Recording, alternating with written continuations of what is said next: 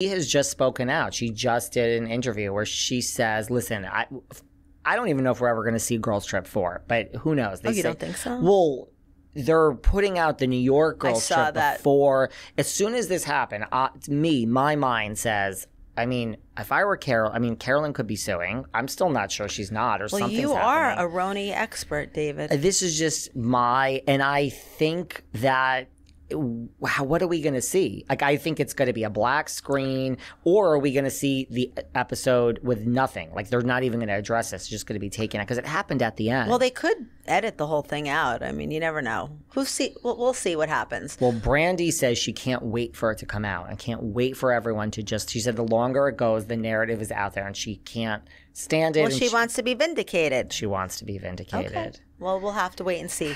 And you thought the producers wanted you to come on and empower women as the CEO. I mean, how ridiculous does that sound at this point? You didn't know me then. No. If you knew me, you could have said, David, how is this going to play out for me? I wish somebody would have told me at that point how to approach the show. I would have done it differently. I am not joking. In my next life, I swear this all the time, I would like to start a consulting business for housewives, like first year, second year, fifth year. You'll get hired. And like what to do. Because, so many people get terminated like 10 years in. Yeah.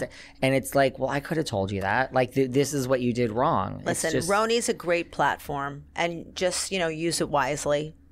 That's my best advice. And it's hard to get on the show. It's not easy to get on. So hard. It's very hard. There's a line out the door, right? Absolutely.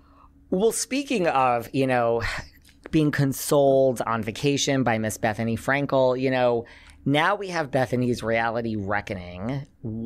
I just had Mark Garagos on this past, recently, one of her attorneys. Wow, that must have been interesting. Do you see the podcast that you're here with today, Barbara? This is how did I even get invited? Well, you're Barbara Kavovit from, CEO, entrepreneur, RHONY, personal friends. I mean, you check a lot of boxes. Thank you, David. This is... I'm very excited to be here, I have to tell you. Well, thank you for taking time out. But Mark, he's a big guy. I mean, listen, I said to him, he's trying to get the Menendez brothers out of jail. I could sit with you. I said, I could literally sit with you for 5 hours. I have 5 hours. I mean, he's trying to get them out of jail for abuse. Yes. By their family. Listen, a lot of people have criticisms of Mr. Garagos. I know. I don't think it's not going to happen. You don't think so? No. No. Right. They killed their parents. They did. A lot of people have a lot of things to say about things that I do, but I'm not walking around with a shotgun, killing anyone. So, yeah. So he was, so what do you think of Bethenny? I think, just tell me what you think of it. Which part? Well, it's funny you about say that. About the union part? Well, right. There's there's 3 buckets, right? To me, it's there's a lot going on. The big one for me is the union, how she wants to unionize reality TV. I mean, I am someone that has a lot of experience with unions, being unionized as a construction company, being de-unionized as a construction company. And there are benefits to having a union behind you. But there's a big but. That company or that industry or that corporation has to have the wherewithal to be able to support it. Okay, so when I got unionized, my small little construction company at the time could not support those increased wages, those union benefits, and the fact that the union workers did not put in the amount of time that my non-union workers put in. Now, this is a construction industry. It might be a little different, but I basically went out of business because of it. So I believe in the reality world, where you have the smaller construction the smaller production companies, the smaller studios, there could be an exodus of shows that occur because if you are forced to unionize. I just don't believe if you're in reality TV and it's not your profession. Reality TV is not. They're not professionals. When you're an actress, you're going to acting school. Yeah. You're spending, just like when you are a doctor, you are going, or a teacher, teacher's a good example. You are going for your undergrad, you are going for your graduate degree. My mom was a teacher. She was in the teachers union. My uncle was a police officer. He's in the police union, okay? Totally get that. But when you're in reality TV and that's not your profession, and like me, I owned a construction company while I was filming, okay? That wasn't my primary job. That's a lot of people there. That's not all their primary jobs. If it is, okay, well, that's on them. But if it's not, they shouldn't, the production companies and the network should not be forced to unionize reality TV stars. I don't believe it. You're not in favor of this I'm not reality in favor. reckoning. I'm not in favor of it. And you think what? Like if they're forced, then what? Like production companies may not be able to bear the cost and they might go away? Yeah, I think the smaller networks, the smaller production companies will not be able to do the shows because their budgets are too small. Same thing with me.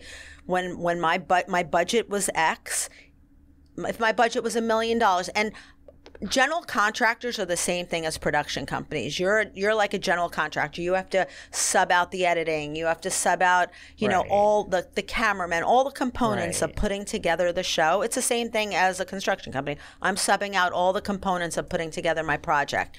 And if you have $1 million budget and you're not able to, make the show within that $1 million budget, it's not going to happen. And pay all the reality stars, and it's just not going to happen. Right. So I think that's going to be the problem. And I think she's going to have a hard time getting it done. I really do. I kind of do. I mean, and then technically then Bethenny is going to be responsible for, okay, there is no more Southern Charm. There is no more Summer House. I mean, I think especially some of the smaller shows, right, they're going to go away. Absolutely. I think the smaller shows will go away. And I think she's going to have a big fight on her hand. And I hope she has very deep pockets if she's the one that's going to be fighting that fight.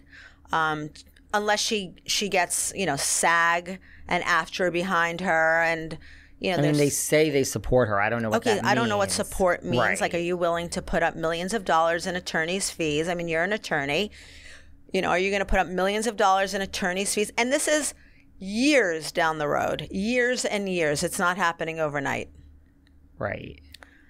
I would think that, SAG-AFTRA being run by our good friend Fran Drescher is not going to put up millions and millions of dollars. And I would also think that Brian Friedman and Mark Yargos are not doing this for free. I would think both of those things. Absolutely. I mean, listen, Bethenny is a smart woman.